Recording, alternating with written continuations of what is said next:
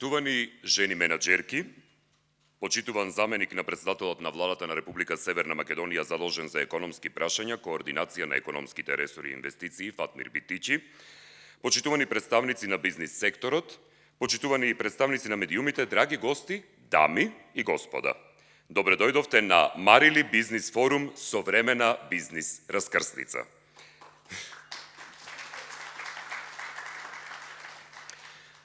Марили Бизнис форумот денеска има за цел да понуди современи пристапи и сознанија за успешно справување со бизнис предизвиците, да овозможи споделување искуства, да сподели сознанија за воспоставување економски баланс во турбулентна средина, да понуди пристапи за јакнење на личните капацитети и вредности во доменот на личниот менеджмент и да даде фокус на грижата за менталното здравје. Овие цели ќе ги реализираме низ 4 панел сесии во текот на ова попладне. Агенцијата Марили повеќе од четвртина век е посветена на промоција и афирмација на жената во бизнисот, низ повеќе проекти како што се манифестацијата избор на најуспешни жени менаџерки, Марили Бизнис клубот, тематскиот ден Дама да, а оваа година и Марили Бизнис форумот, кој е воден од мотивот "Заедно сме посилни", и ги вмрежува и жените од регионот, се со цел, сите заедно со своите сознанија и искуства, да придонесеме кон надминување на актуелните економски предизвици. Јас сега би сакал да ја поканам и господјата Лидија Трипуновска, генералната менаџерка на Марили, да ни се обрати и да го отвори овој бизнис форум. Повелете.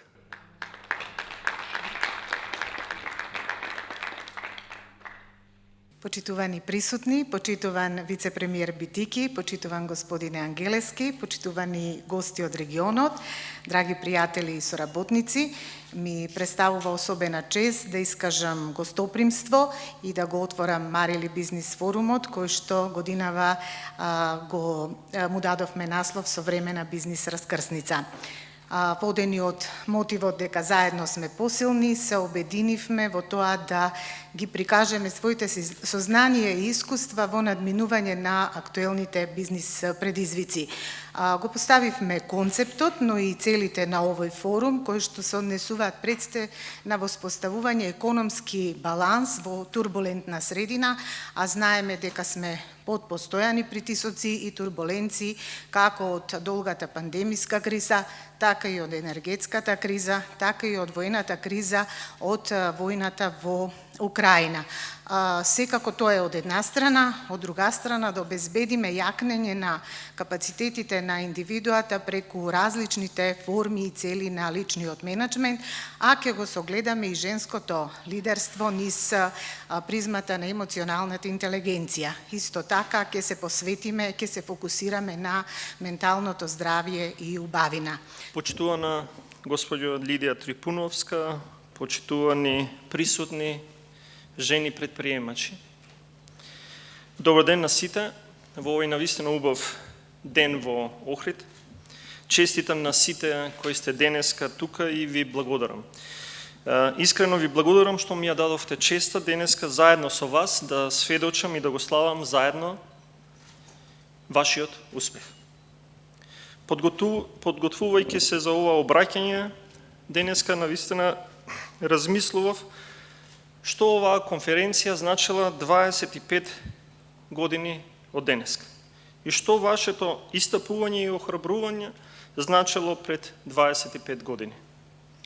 Низ тоа размислување, низ мене помина сите чувства на храброст, истрајност, сила, силна волја, желба, посветеност, како и пожртвуваност на сите еден од вас. Но верувам на моменти значило и голема неизвестност, страв, колебање и борба против очекувањата и рамките на ограничување. Тоа што денеска сте тука, тоа значи дека вие сте победиле и продолжувате да победувате секој еден ден. Вашата победа за мене значи и моја победа. Знаете дека и јас како млад албанец пред 25 години не верував дека денеска ќе имам шанса да стојам тука и да зборувам пред вас. Затоа, за секогаш ќе зборувам гласно, еднаква шанса за сите е нашата заедничка борба. Често велам, затоа што во ова верувам.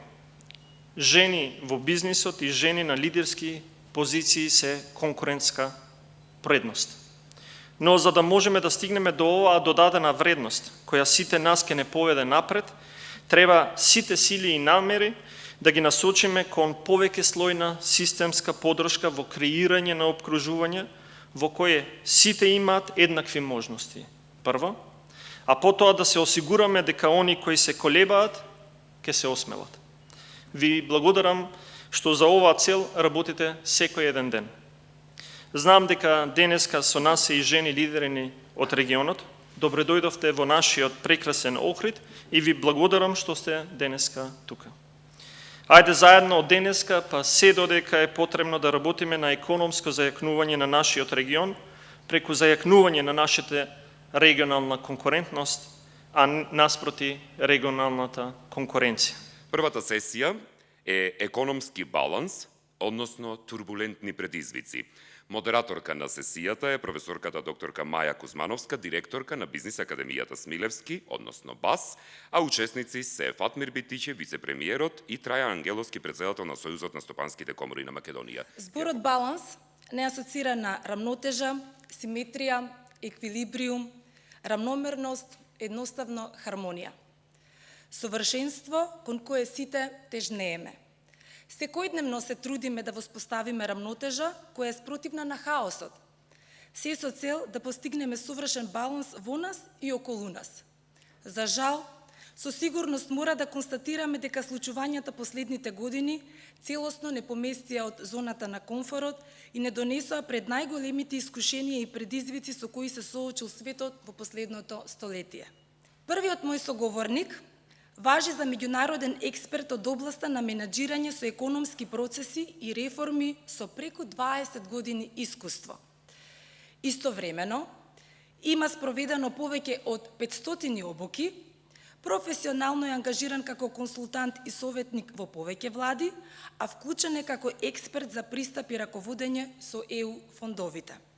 Автор е на повеќе стратегии, предлог закони, прирачници, упатства од областа на финансиите, економијата и развојот на бизнисот. Важи за одличен познавач на бизнис приликите со долгогодишно искуство во реалниот сектор како предприемач, консултант и извршен менаџер. Активно говори на 5 странски јазици.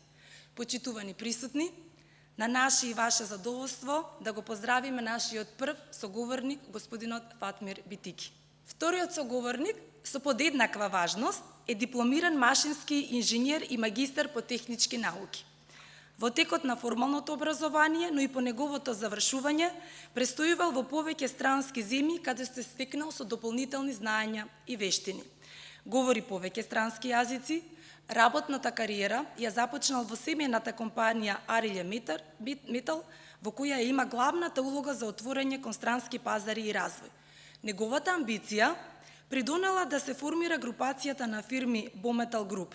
Вреди да се спомене и неговата експертиза, потврдена од реномирана сертифицирана куќа од Германија. Беше долгогодишен и активен член на управниот одбор на Сојузот на стопански комори и подпредседател на Индустријската комора.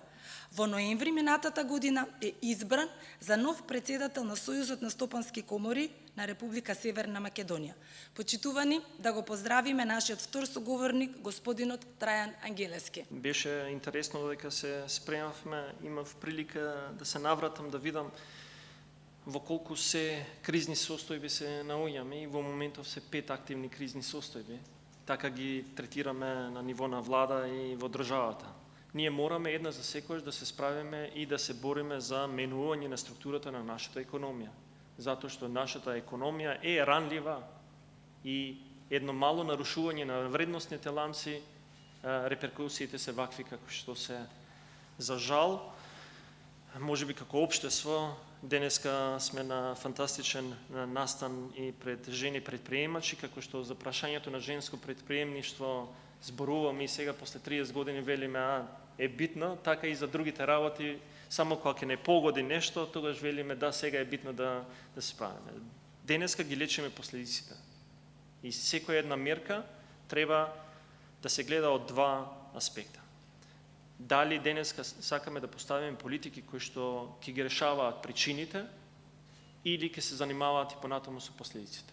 Ако како власт останеме да се занимаваме со последиците, за жал ќе останеме ранливи и наредните 10 години, 15 и 20 години. И затоа јас не изборувам никој за мерки денеска што ќе се направи, туку дали политиките и поставувањето на одредени интервенции и мерки ќе имаат среден и долг рок на влијание врз одредени состојби.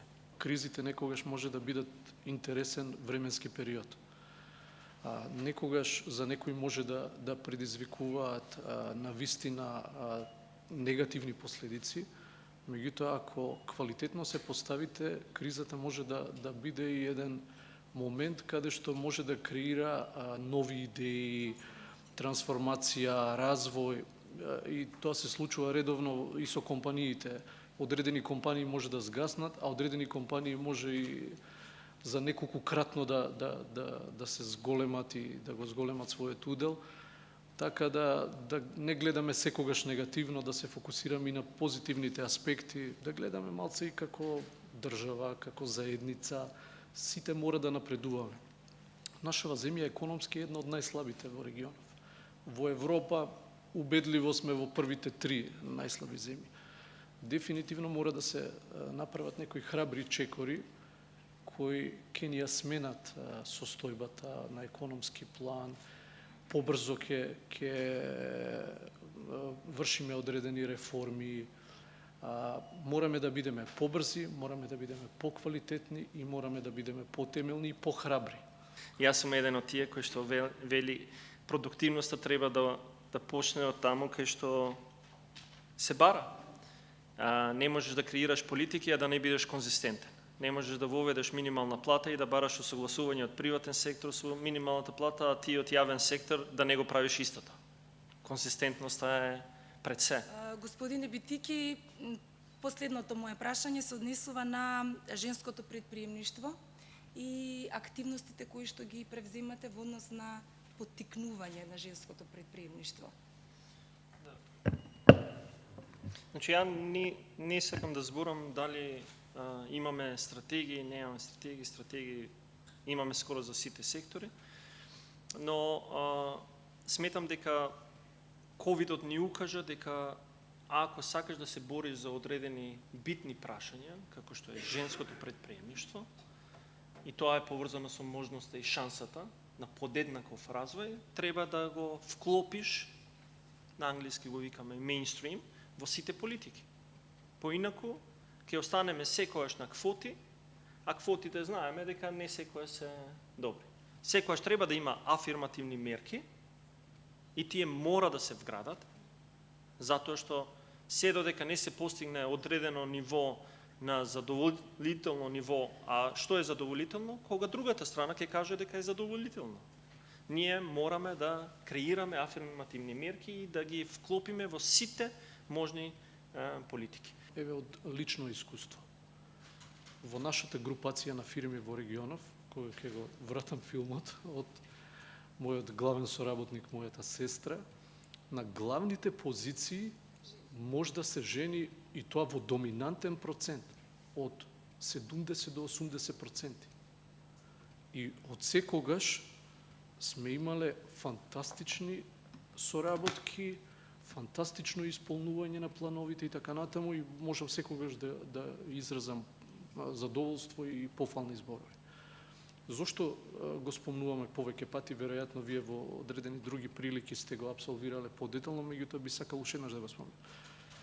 Нашава држава, практикувајќи го традиционалниот начин на функционирање, дефинитивно многу губи од својот раст и развој поради недоволното вклучување на жените со адекватен процент и на адекватно ниво во бизнисот, во економијата и на ред други позиции.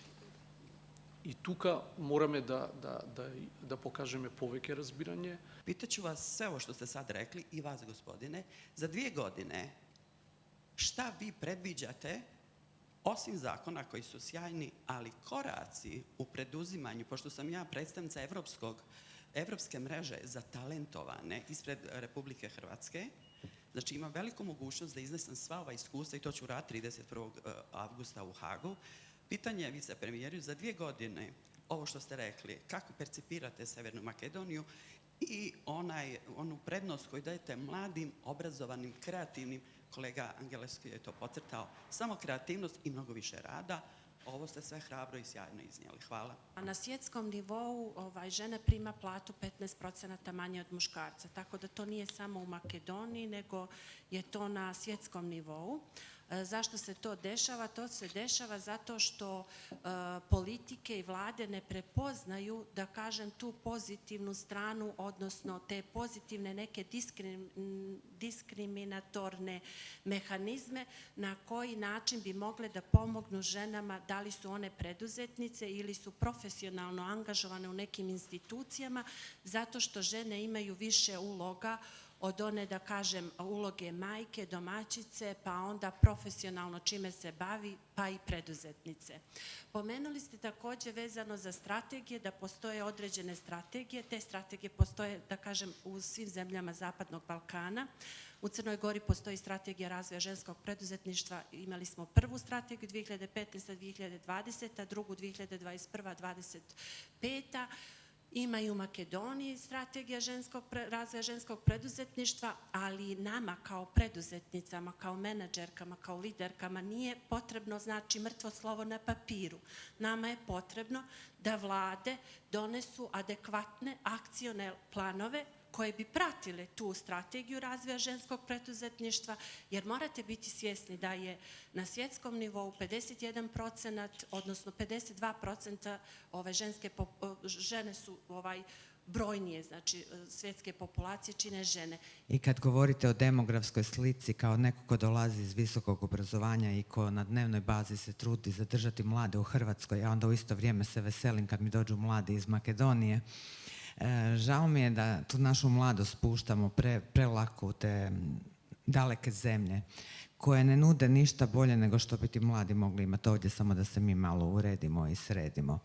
Dakle, možda čisto sugestija u razmišljanjima, tamo gdje znam da je naša država pogriješila i da griješi još uvijek, nažalost, a to je u jednom momentu koji ste rekli kako da ih zadržimo, kako da ih na neki način vežemo da se vrate i da investiraju. Možda mala sugestija. Ajde, nađite načina da ih vratite, ali ne da oni investiraju, nego da im u međuvremenu, dok su oni vani i stječu neka evropska ili svjetska iskustva, na nivou politike, na nivou vlada, na nivou policy makera ili onih koji mogu, osigurate infrastrukturu koju ćete ih vratiti. Da li su to? Втората панел дискусија беше насловена Личен менеджмент, создавање додадена вредност. Модераторка беше професорката докторка Даниела Карадаков од Бизнис Академија Смилевски БАС, а нејзини соговорници Васка Мојсоска, собственичка и генерална менаџерка на Агрокалем Тимјаник и председателка на Фармерската федерација на Македонија, како и магистерка Едита Даутовиќ, извршна директорка на Агенција за недвижнини Милениум од Подгорица, Црна Гора и председателка на Женско предприемништво на Црна Гора. Главен акцент на оваа сесија беше ставен на личниот менеджмент и можноста за развивање компетенции, со чија помош ќе се остварат поставените цели.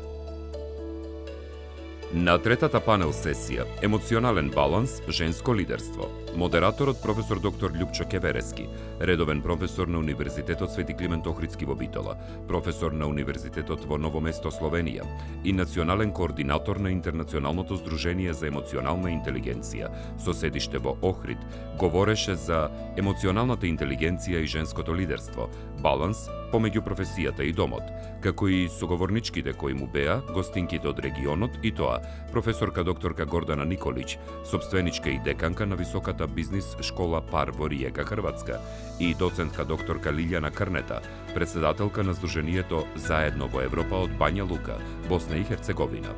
И двете, преку својот личен пример за градење на собствената кариера и балансот помеѓу семејството и професијата, зборуваа за патот кон успехот.